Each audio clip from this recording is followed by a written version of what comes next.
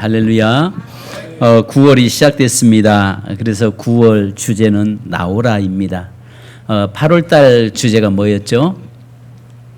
예수의 옷을 입으라, 예수의 옷을 입으라 주제로 말씀을 나눴습니다. 9월달부터 우리가 11월까지는 계속 이제 이 가을에 한 영혼을 영적인 결실을 맺을 수 있는 그런 시간들이 좀 되기를 소망합니다.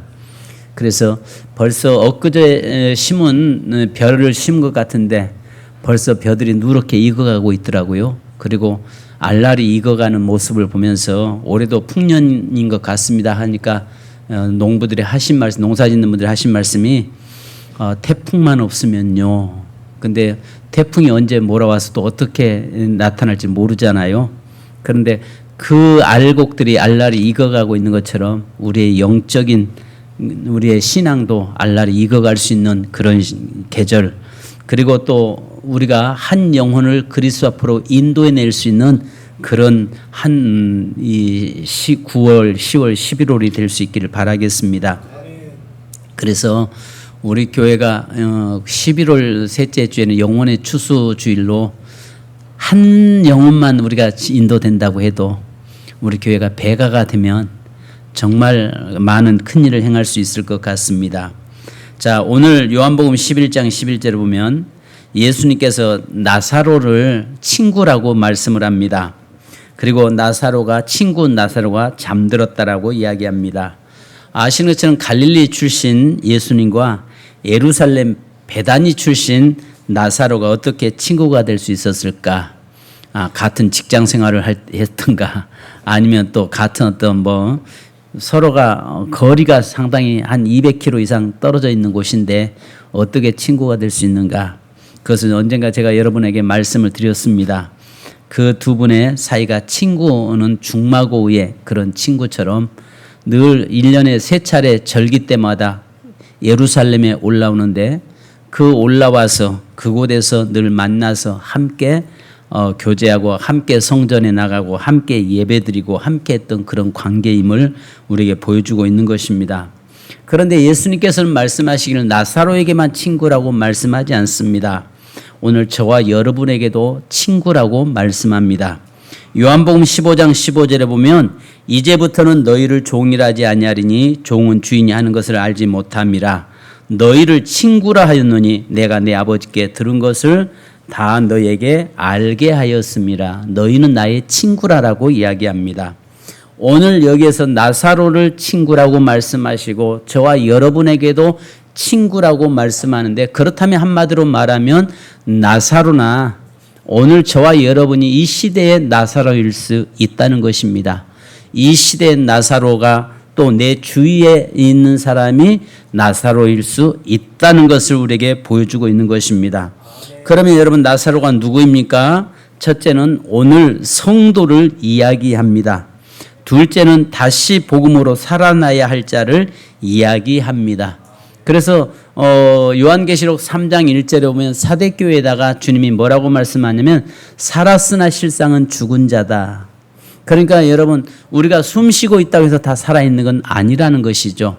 하나님께서는 우리에게 겉사람과 속사람이 있는데 겉사람은 살아있는 것 같아도 만약에 영적으로 그 사람이 죽어 있다면 그는 죽은 자라는 것입니다. 그래서 그 사람도 살아나야 한다는 것입니다.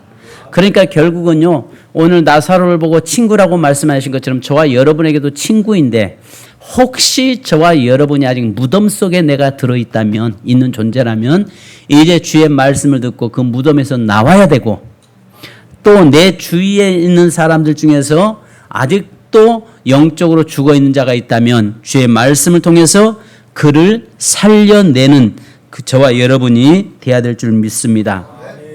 자, 그러면 오늘 본문 사건에서 3가지로 나타나는데요. 예수님이 하신 일이 있고, 또 우리가 해야 할 일이 있고, 나사로가 해야 할 일이 있던 것을 봅니다. 자, 여러분 여기 보니까 예수님이 하신 일은 뭐예요? 나사로야 나오너라 라고 말씀하고, 네가 믿으면 하나님의 영광 보리라 라고 말씀하고 있습니다. 저는 우리 교회가, 세민교회가 건축하기 전에 기도원에 올라가서 기도하면서 하나님 말씀 딱 두 구절로 이 성전이 건축됐다고 저는 봅니다. 그 당시에 제가 도곡기도원에 올라가서 첫 번째 이 건축 문제 놓고 또 교회 이전 문제 놓고 기도하면서 기도원에 올라가서 처음 딱 집 놓고 그 기도원에 강대상 쪽에 가서 이렇게 딱 앉아서 무릎 꿇는 딱 순간에 네가 믿으면 하나님 영광 보리라라고 하는 이 말씀이 저에게 와서 확 강하게 와서 부딪혔습니다. 그래서 그때 그 성경 구절을 이 말씀을 다시 한번 찾아보니까 요한복음 11장 40절의 말씀 네가 믿으면 하나님 영광 보리라라고 하는 이 말씀이었습니다. 이 말씀이 결국은 기초가 돼서 이 세민교회가 이곳에 우리 비례동에 건축되게 되었던 거죠. 그 다음에 두 번째는 우리 아시는 것처럼 사사기 7장 2절에 이 수가 자과에 싸워 이겼다가 내가 300명을 선택하노라. 하나님이 특별히 일하는 사람들이 있다라는 것을 저에게 보여주셨고 그 말씀 두 구절이 이 제단이 건축되었던 것이죠. 자, 그런데 오늘 여기에 보니까 주님께서 뭐라고 말씀하냐면 네가 믿으면 하나님 영광 보리라.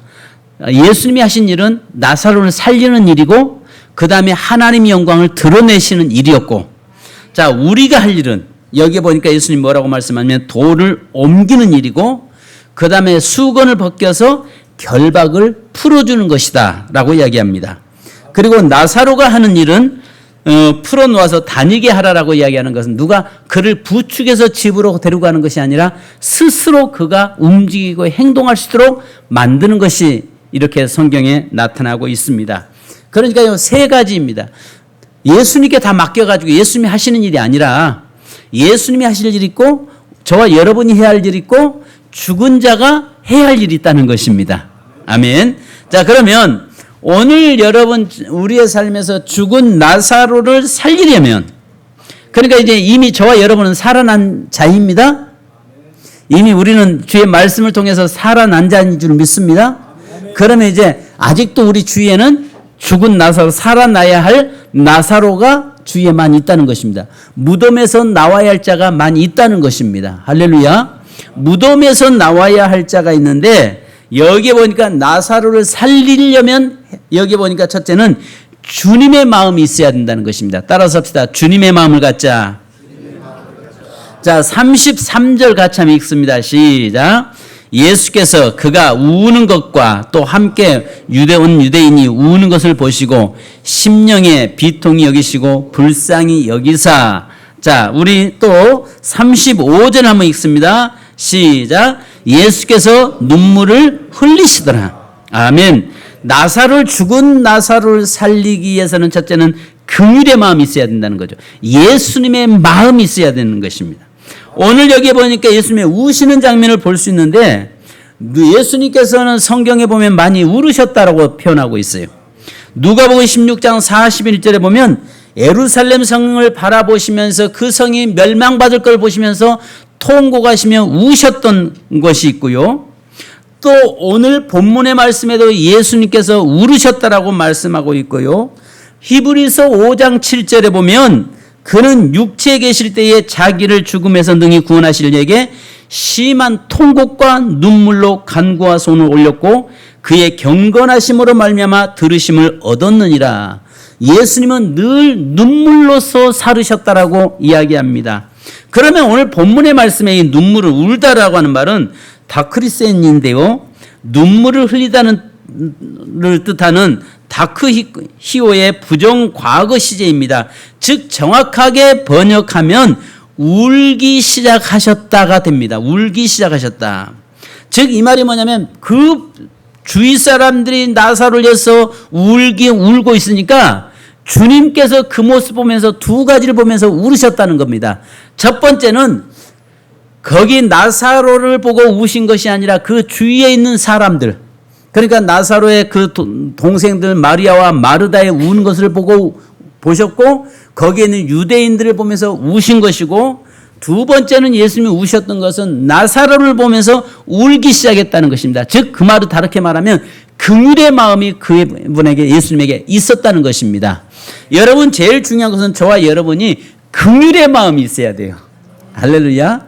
어제 제가 우리 여기에 이름을 대기 그렇습니다만 우리 여기 우리 이중구 성도님이 이 교회를 이제 나오시겠다고 하셔서 내가 굉장히 좋아했습니다. 전화가 이제 아마 두 분이 모이셔서 대화하시는 거 가운데 교회 가야지 해가지고 이제 교회 나오시겠다고 약속을 했습니다. 그러더만 바로 1분 정도 지난 후에 전화가 다시 왔어요. 목사님, 이번 주는 제가 못 가고요. 다음 주부터 제가 가겠습니다. 아, 그렇군요.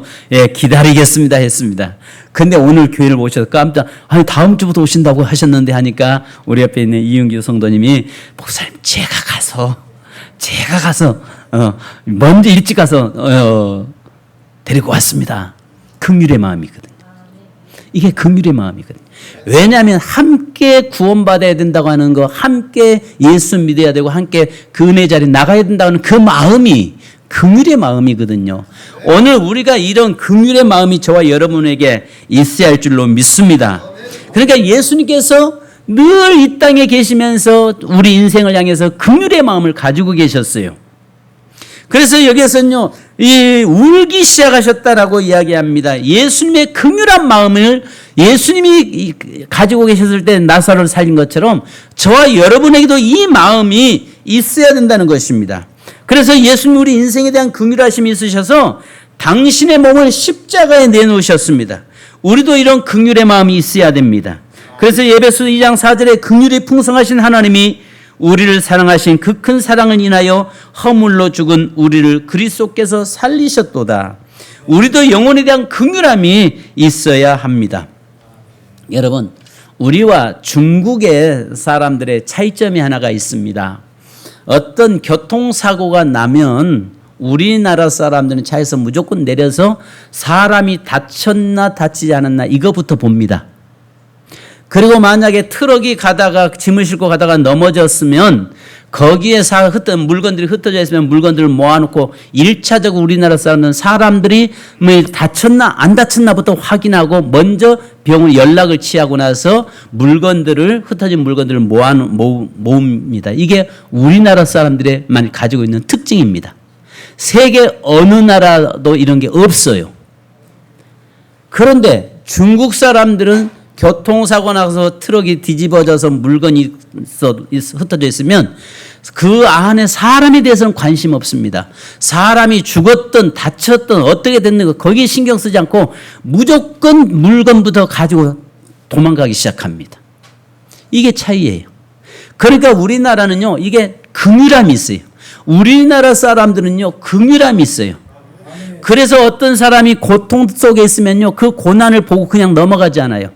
길거리에서 사람이 쓰러져 있으면요, 옛날에는 그래도 그 사람에 관심 갖고 그 사람을 위해서 부축시키면서 병원으로 데려갔어요. 근데 점점 우리에게 이 긍휼함이 사라져가고 있어요. 사람이 쓰러져 있어도 무관심한 시대가 돼가고 있어요. 사람이 죽어가고 있어도요, 내일 아니라고 거기에 관심 두지 않는 시대가 됐어요. 왜 그러느냐라고 물어보니까 하는 이야기가 이런 겁니다. 괜히 거기에 개입했다가 골치 아파진다는 거죠. 괜히 그 사람에게 개입했다가 거기에 오라 가라 아주 귀찮아진다는 겁니다. 이게 못된 버릇을 가지기 시작하고 있습니다. 여러분, 이런 긍휼함이 저와 여러분에게 있어야 돼요. 교회 안에 우리 그리스도인들은요, 이 긍휼함, 주님이 가지신 그 긍휼함이 우리에게 있어야 돼요. 그래서 한 영혼을 위해서 울 수 있어야 되고, 그 한 영혼을 위해서 우리가 관심을 둬야 되고, 그 한 영혼을 구원하기 위해서 정말 나의 모든 전심을 다해서 그에게 관심을 갖는 저와 여러분이 되어야 될 줄로 믿습니다. 두 번째는요, 안 된다고 하지 말아야 된다는 것입니다. 여기에 부정적인 마음을 버려야 된다는 것입니다. 오늘 자 보십시오. 39절 다 같이 읽습니다. 39절이요. 시작.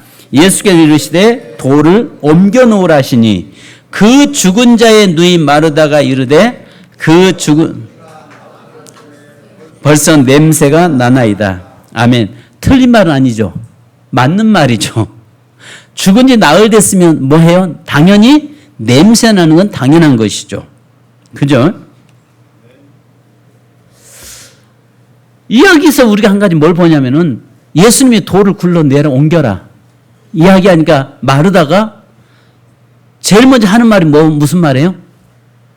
만약에 여기 심지어 예수님 이 자리에 오셔가지고 제가 죽었어요. 죽은 지 나흘 됐는데 자, 관뚜껑 열어라. 오늘 우리 여러분들에게 해서 자, 누구 한 사람 나와서 관뚜껑 빨리 열으세요 라고 이야기하면 어디 와서 의심 없이 열 사람 손 한번 들어봅시다. 아니, 내가 죽었다니까. 내가 죽어가지고 관에다가 넣고 이미 장례 치르려고 이제 막 상영 나가려고 하고 있는데 예수님이 오셔가지고 야, 관뚜껑 열어라 하면 어디 와서 의심 없이 어디 뚜껑 열어줄 사람 손 한번 들어보시라니까요. 없어요? 내가 죽었다니까. 예? 냄새 난다고요. 아이고 죽음. 근데 참 희한하죠.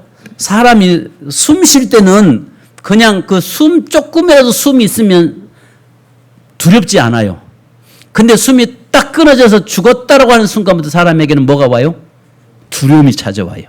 희한하죠. 근데 오늘 여기에서 뭐라고 합니까? 돌을 옮겨 놓으라라고 이야기하니까 거기에 딱 반응이 무슨 반응이에요?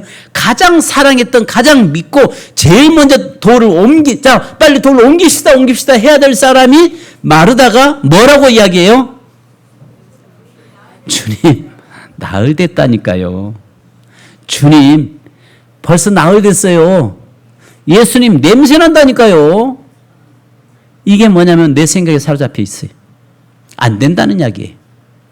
그러니까 여기에서 이 사람은 이래서 안 되고 저 사람은 저래서 안 되고 바로 이래서 내 생각에 사로잡히면 이게 문제가 생기는 겁니다. 그런데 예수님은 뭐라고 이야기합니까?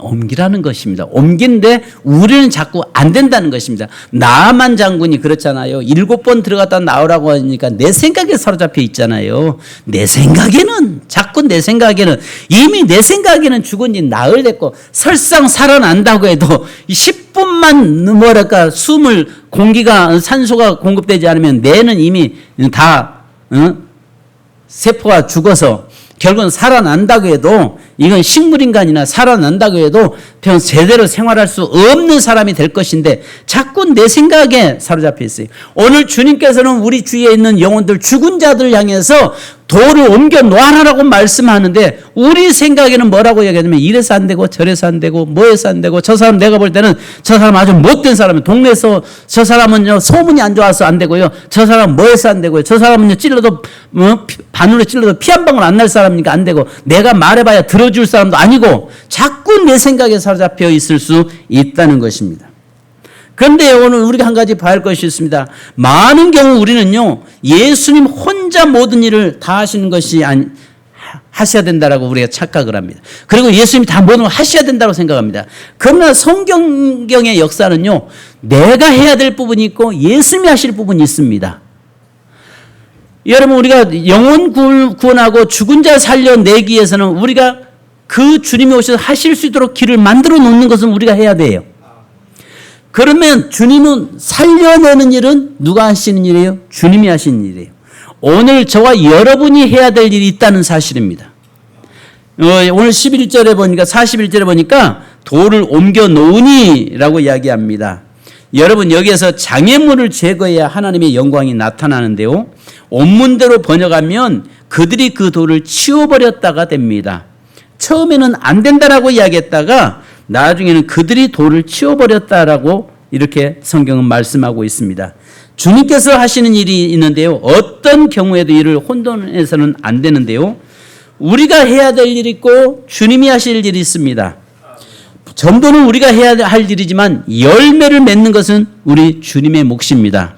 봉사는 우리의 일이지만은 축복은 주님의 몫입니다. 이러한 등식은 언제나 유효합니다. 이제 나머지는 예수님의 몫입니다. 여기에서 보니까 예수님은 옮기고 풀어주라고 이야기합니다.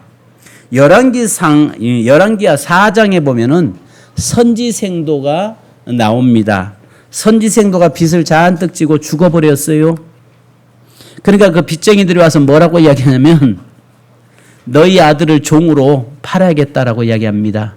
그때 그 선지생도 아내가 엘리사에게 찾아와서 통곡하면서 이런 상황을 이야기합니다. 그때 엘리사가 뭐라고 이야기합니까? 가서 그릇을 있는 대로 빌려와라. 그리고 너희 집에 뭐가 있느냐니까 우리 집에 있는 거 다 털고 살아 없고 마지막 한 남은 것은 기름 한 병밖에 없습니다.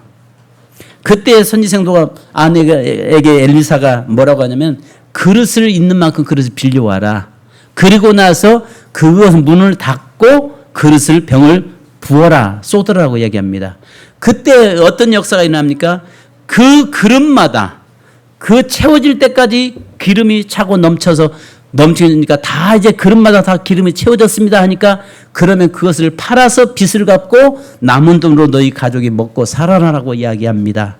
여기서 우리가 한 가지 이야기할 것은 바로 선지생도 아내가 할 일이 있고 하나님이 하실 일이 따르다는 겁니다.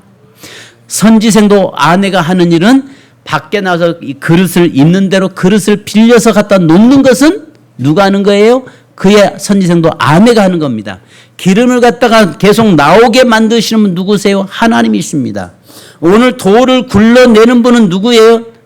예수님이 아니에요. 저와 여러분이 돌을 굴러내야 돼요. 그 다음에 살려내는 분은 누구세요? 예수님이세요.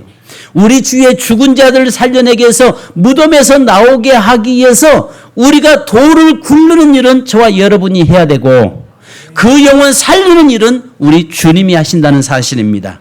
그런데 우리는 뭐라고 해요?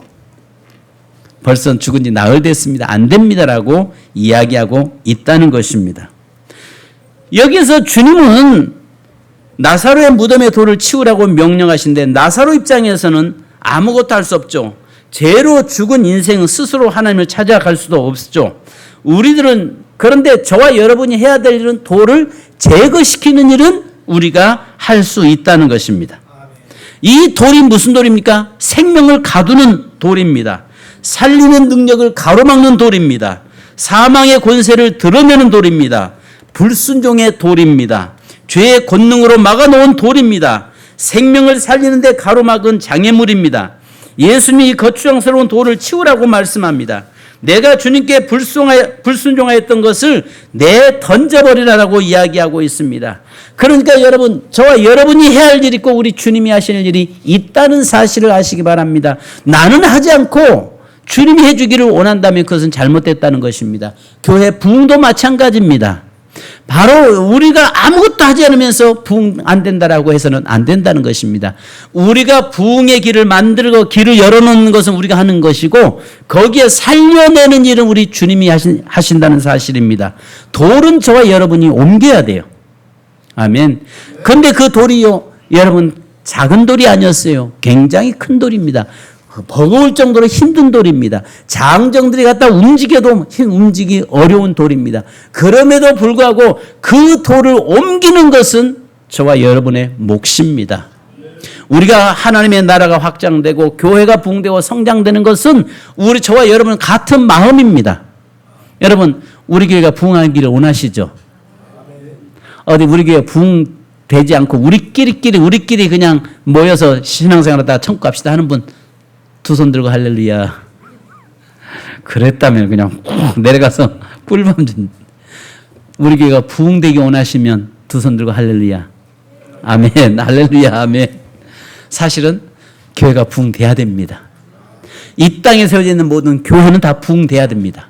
왜냐하면 생명 있는 곳은 또 다른 생명이 잉태하게 돼 있습니다. 자, 그러면 오늘 여기서 우리가 부흥하기를 원하는데 나사로가 살아나기를 원하지만은 문을 옮기지 않으면, 돌을 굴러내지 않으면 설상 살아난다고 해도 아마 못 나와서 그 자리에서 죽었을 겁니다. 그죠? 근데 돌은 저와 여러분이 옮겨야 된다는 거죠. 우리가 할 일은 돌을 옮기는 일이고 주님이 하실 일은 나사로를 살려내는 일이라는 것입니다. 그 일은 내 관한이 아니라는 것입니다. 우리는 단지 그의 말씀 앞에 듣고 돌만 옮기면 된다는 것입니다. 근데 자꾸 우리는 이 핑계 저 핑계 대고 있다는 것입니다. 마지막 세 번째로는 오늘 여기서 뭐라고 말씀합니까? 풀어 놓아 다니게 하라. 44절 한번 읽으십시다. 44절 시작.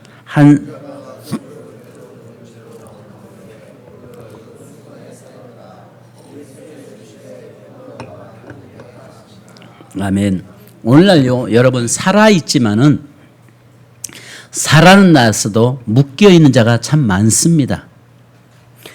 오늘 저와 여러분도요, 살아있는 것 같지만은 설상 예수 안에서 살아있지만 아직도 환경에 매여 있고 물질에 매여 있고 질병에 매여 있고 여러 가지 묶여 있는 우리의 모습들을 볼 수 있습니다.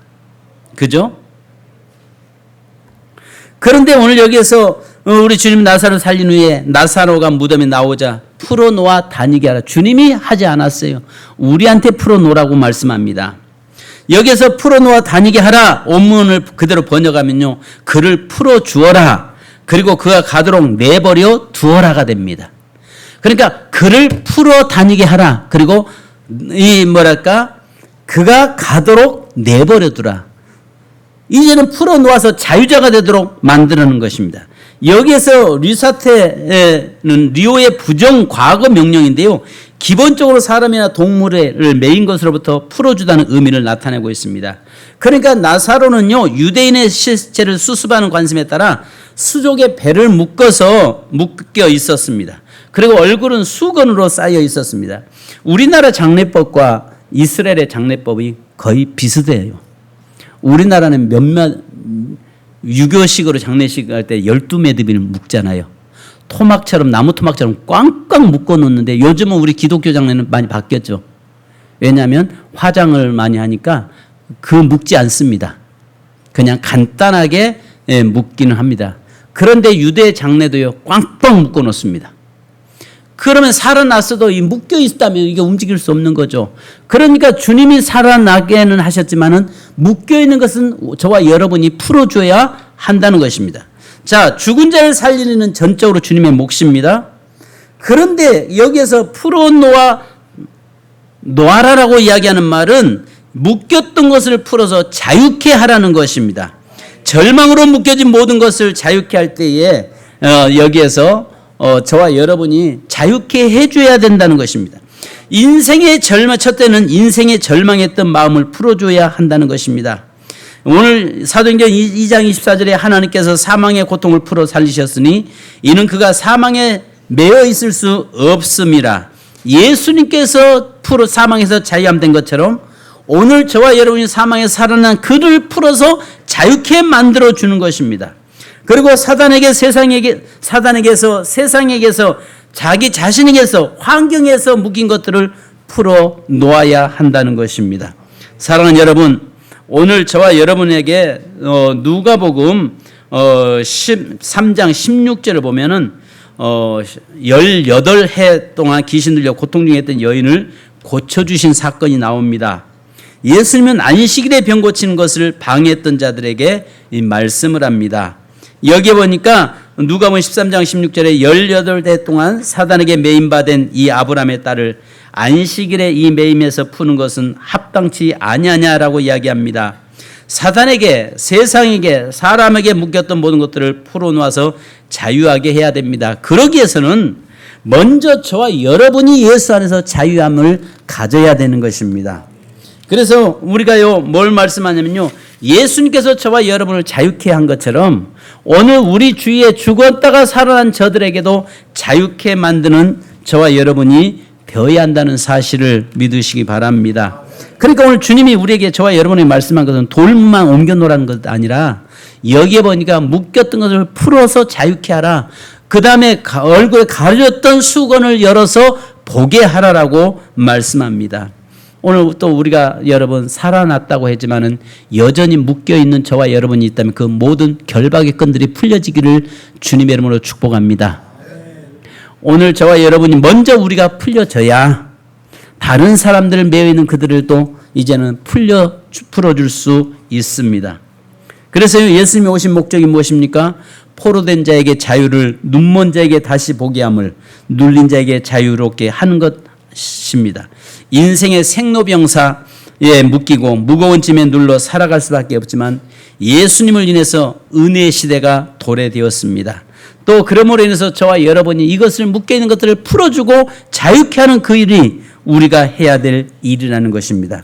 묶인 자를 풀어줄 수가 없습니다. 눌린 자는 눌린 자를 자유케 할 수 없습니다. 묶인 자가 묶여있는 채로 사역을 하면 많은 사람에게 상처를 줍니다. 눌린 자가 눌린 채로 주의 일을 하면 많은 사람에게 오히려 짐이 됩니다. 이러므로 예수는 아무나 믿을 수 있지만 주의 일은 아무나 해서는 안 되는 것입니다. 주의 일이란 풀어놓아 다니게 하는 일이기 때문입니다. 내가 묶여있는데 누굴 풀어줄 수 있겠습니까? 내가 눌러있는데 누굴 자유케 할 수 있겠습니까? 내 안에 통증이 충만한데 누구를 치유할 수 있겠습니까? 내 안에 평안이 없는데 누굴 행복하게 할 수 있겠습니까? 내 안에 흉악한 결박이 있는데 어떻게 사탄을 대적할 수 있겠습니까? 여러분, 오늘 여기에서 나사로는 우리를 이야기할 수 있습니다. 또 나사로는 오늘 우리 주위에, 내 주위에 있는 죽은 자를 이야기할 수 있습니다. 그러나 그것을 살려내는 것은 우리 주님의 몫이지만 내가 그 살려내도록 돌문을 여는 것은 저와 여러분의 몫이고, 또 그 다음에 살아나서 묶여있는 그 결박을 풀어주는 것은 저와 여러분의 몫이라는 사실을 기억하시기 바랍니다. 오늘 여러분 9월, 10월, 11월 한 달, 3개월 동안 우리가 이 죽은 자를 살려내는데 그 일에서 돌문을 옮겨지고 모든 결박을 풀어내는 저와 여러분 되기를 주님의 이름으로 축복합니다.